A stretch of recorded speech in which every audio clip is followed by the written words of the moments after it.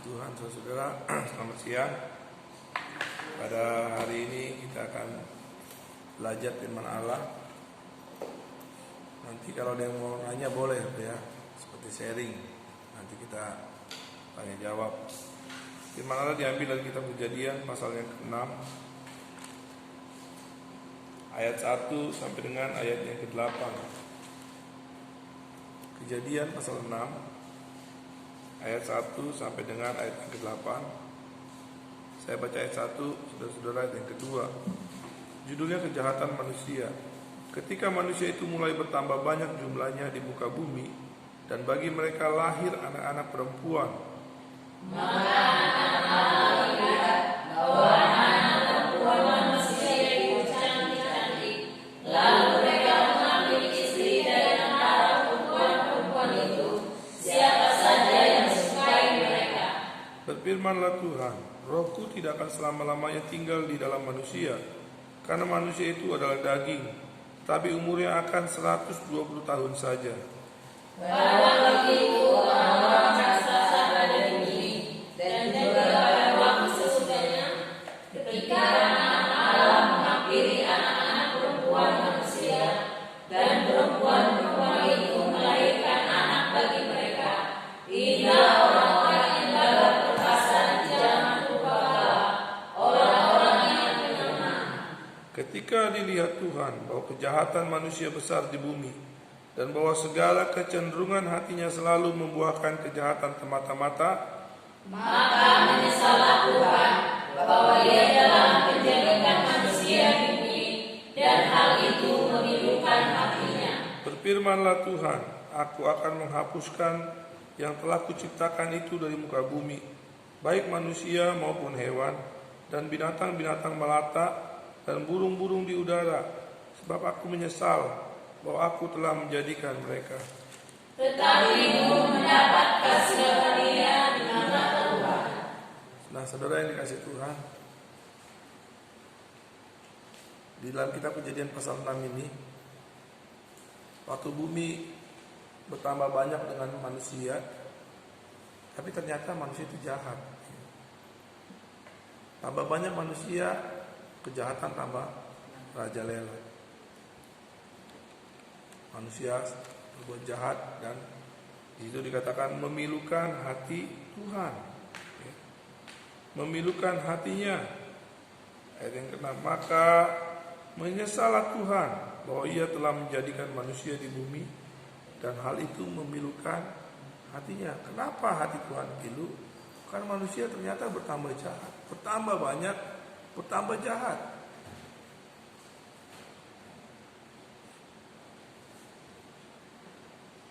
Di dalam Injil Matius, Tuhan bilang gini, di akhir zaman itu seperti zaman Nabi Nuh. Keadaan manusia seperti zaman Nabi. Mana lebih banyak manusia zaman Nuh sama manusia zaman sekarang? Sekarang tambah banyak. Tambah jahat nggak? Kita sih nggak ngelihat, saudara. Tapi kalau menurut saya Tuhan udah lihat tuh kejahatan manusia di bumi ini.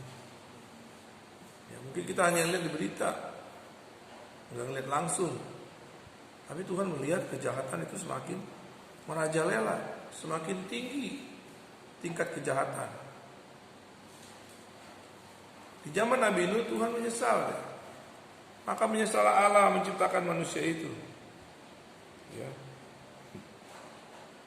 Ayat yang ke-7, berfirmanlah Tuhan, Aku akan menghapuskan manusia yang telah kuciptakan itu dari muka bumi, baik manusia maupun hewan dan binatang-binatang melata dan burung-burung di udara, sebab aku menyesal bahwa aku telah menjadikan mereka. Bayangin,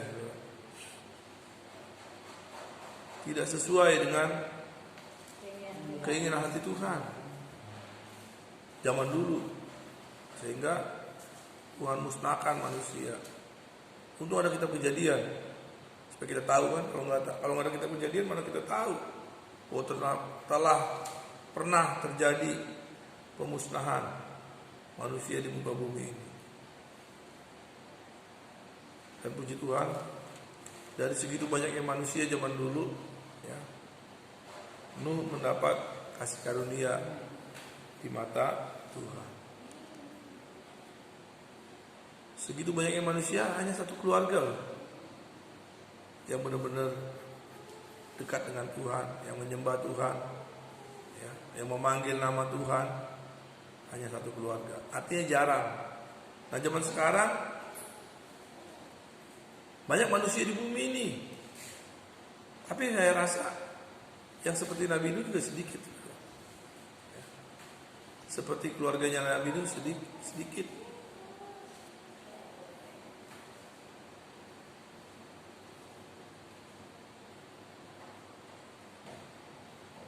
Mungkin ada yang nanya, bagaimana dengan COVID-19 ini? Kan COVID-19 ini kan merajalela, ya, membunuh banyak manusia. Ya. Kalau menurut saya, ya diizinkan Tuhan lah, dia COVID-19 ini bergerak. Karena di akhir zaman, keadaan manusia seperti zaman Nabi Nuh, kata Tuhan. Makanya kalau bisa semua jemaat, ya, kalau bisa nih baca kitab Wahyu. Kalau pengen tahu apa yang akan terjadi di akhir zaman, baca kitab Wahyu. Kalau di kitab Wahyu, waktu materai pertama dibuka, apa yang terjadi? Materai kedua, materai ketiga, ya, materai keempat, materai kelima, materai keenam, materai ketujuh. Apa yang terjadi itu ditulis sama Alkitab. Waktu Yohanes di Pulau Patmos, dia dapat pewahyuan itu. Nanti akan terjadi itu. Waktu materai pertama dibuka, apa kejadiannya? Sampai materai ketujuh dibuka, apa yang terjadi? Waktu sangkakala dibuka, ditiup, apa yang terjadi? Sangkakala pertama, peniupan sangkakala kedua, sangkakala ketiga, sangkakala keempat, kelima, keenam, sampai sangkakala ketujuh. Semuanya sudah ditulis di Alkitab. Boleh nggak dibatalin? Nggak boleh. Nggak bisa. Kalau misalnya nggak bisa dibatalin, Tuhan udah ngomong pasti terjadi. Nah kalau ada COVID-19, kita nggak boleh marah sama Tuhan. Amen. Jangan marah, karena memang itu sudah ditulis, pasti terjadi. Apa yang harus kita lakukan? Seperti keluarga Nabi Nuh. Makanya keluarga-keluarga kita jadilah seperti keluarga Nabi Nuh di akhir zaman. Jangan seperti tetangganya Nabi Nuh. Enakan mana? Tetangganya Nabi Nuh atau Nabi Nuh? Hah? Yang benar. Nabi Nuh lah yang diselamatkan. Ya kan? Enggak kan? Gimana keluarga kalian, rumah tangga kalian? Kelihatannya keluarga Nabi Nuh masih tetangganya. Masih tetangganya. Nah berarti kan perlu diperbaiki. Perlu ada perbaikan. Kalau keluarga kita masih seperti keluarga tetangganya Nabi Nuh, berarti kita harus ada perbaikan. Dan mau diperbaiki oleh firman Allah. Jangan keraskan hati. Jangan keraskan hati.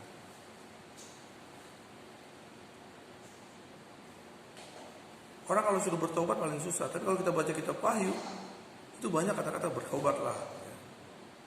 Tobatlah. Karena di akhir zaman ini, ya, orang udah gak rasa dosa itu dosa. Paham maksudnya ya?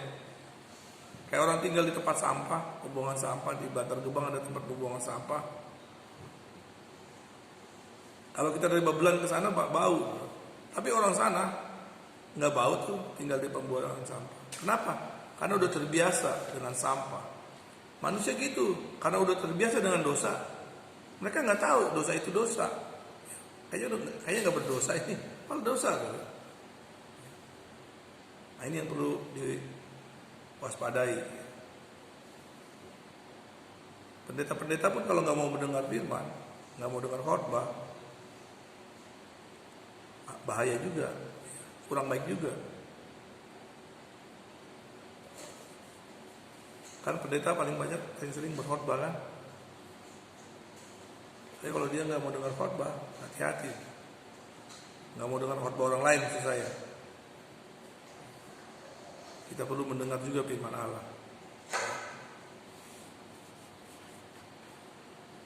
Nah, inilah keadaan manusia di akhir zaman. Supaya kita mau mendengar firman,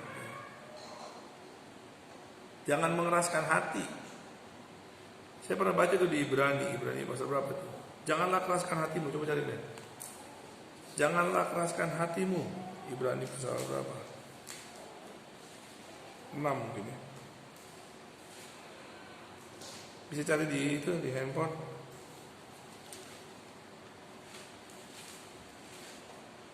Kata-katanya gitu ya, jangan keraskan hati. Atau aku bersumpah, bukan di Ibrani mungkin. Sehingga mereka katakan, oh ini Ibrani pasal 4.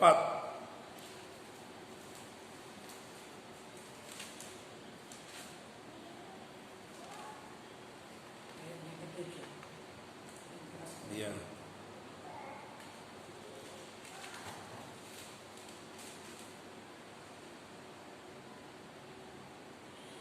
Kita baca ya, ayat 1 sampai yang ke-7. Gantian. Hari perhentian yang disediakan Allah. Sebab itu baiklah kita waspada, supaya jangan ada seorang di antara kamu yang dianggap ketinggalan, sekalipun janji akan masuk ke dalam perhentiannya masih berlaku.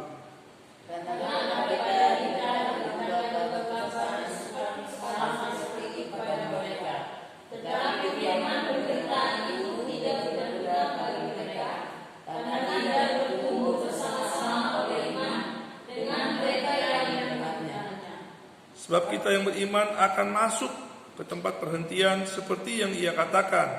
Sehingga aku bersumpah dalam murkaku, mereka takkan masuk ke tempat perhentianku, sekalipun pekerjaannya sudah selesai sejak dunia dijadikan.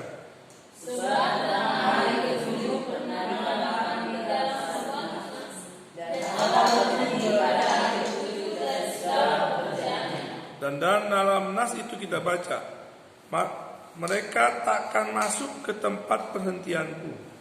Jadi sudah jelas bahwa ada sejumlah orang akan masuk ke tempat perhentian itu, sedangkan mereka yang tidak dahulu mendengarkan kabar kesukaan itu tidak masuk karena ketidaktaatan mereka. Sebab itu ia menetapkan pula suatu hari, yaitu hari ini, ketika ia setelah sekian lama berfirman dengan perantaran Daud, seperti dikatakan di atas, pada hari ini jika kamu mendengar suaranya, janganlah keraskan hatimu. Kalau orang keraskan hati, nggak masuk pada Tuhan, ke tempat perhentian Tuhan. Jangan sampai kita ketinggalan. Jangan keraskan hati, jangan susah dibilangin oleh firman Allah. Biarlah kita menjadi keluarga-keluarga Nuh di akhir zaman. Amin.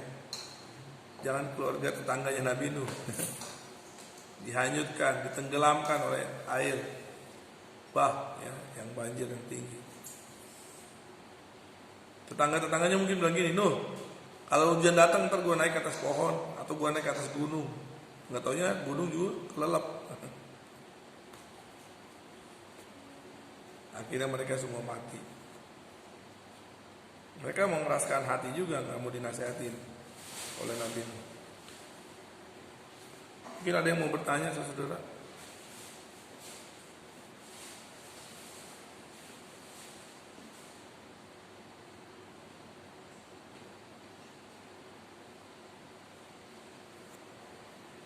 Nggak ada yang mau nanya?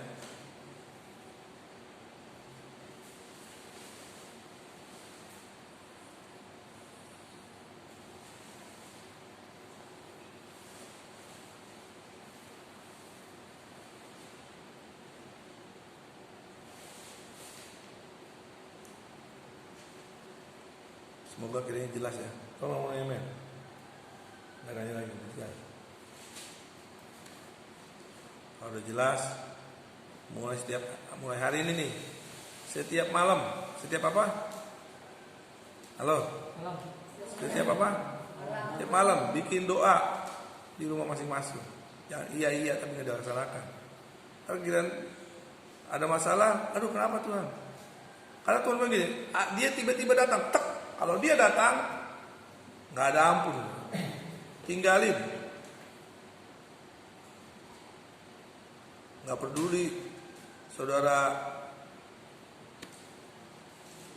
udah lama melahirkan Quran, sarjana teologi, master teologi, kalau nggak siap-siap tinggal gitu.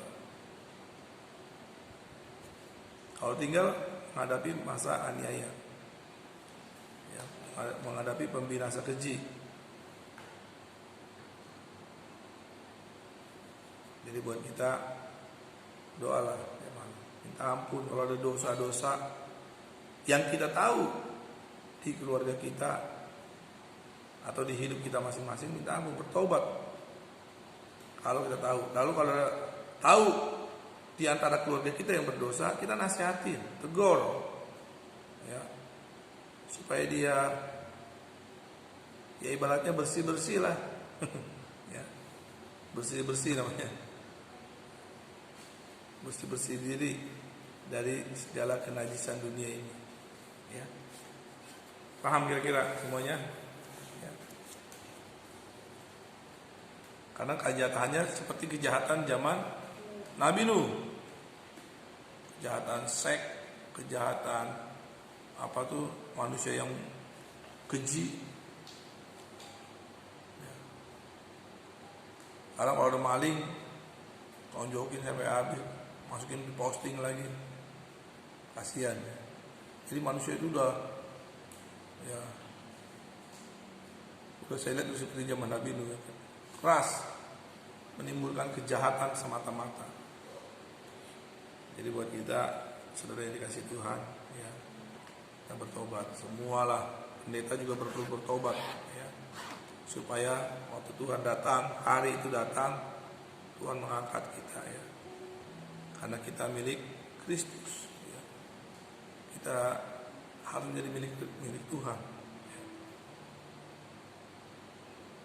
Ada ayatnya gini, men, coba lihat begini. Kalau orang ada roh Kristus, dia milik Kristus. Milik Kristus. Coba kata-kata gini, milik Kristus, cari. Kayaknya nanti Tuhan datang, dia ambil, dia panggil miliknya. Kalau nggak salah di Roma berapa, 8 mungkin. Coba lihat terakhir Roma 8. Semua orang yang memiliki roh Allah adalah Allah itu. Enggak, yang ada roh Kristus, yang memiliki roh Kristus. Iya. Ayat berapa? 8. Hah? Roma 8 ayat? Ayat 5. 9. 1, 2, 3. Tapi kamu tidak hidup dalam daging, melainkan dalam roh. Jika memang roh Allah diam di dalam kamu. Tapi jika orang tidak memiliki roh Kristus, ia bukan milik Kristus. Wah, ini tegas. Jadi buat semua umat Kristen di seluruh dunia, kalau nggak ada roh Kristus, dia bukan milik Tuhan. Ya, Roma 8 ayat yang 9 ini penting sekali, ya. Jangan bilang saya punya Tuhan, saya kepunyaan Tuhan. Karena Tuhan bilang kau bukan kepunyaan saya. Kau nggak ada rohku, ya, yang ada kedagingan. Tetapi jika orang tidak memiliki roh Kristus, ia bukan milik Kristus. Jadi saudara yang dikasih Tuhan, ya, tiba saatnya buat kita minta sama Tuhan, biarlah rohmu ada di dalam saya, ya. Kita memiliki roh Kristus supaya kita milik Kristus, supaya kita kepunyaan Tuhan. Mari kita berdoa, kita nyanyi satu lagu.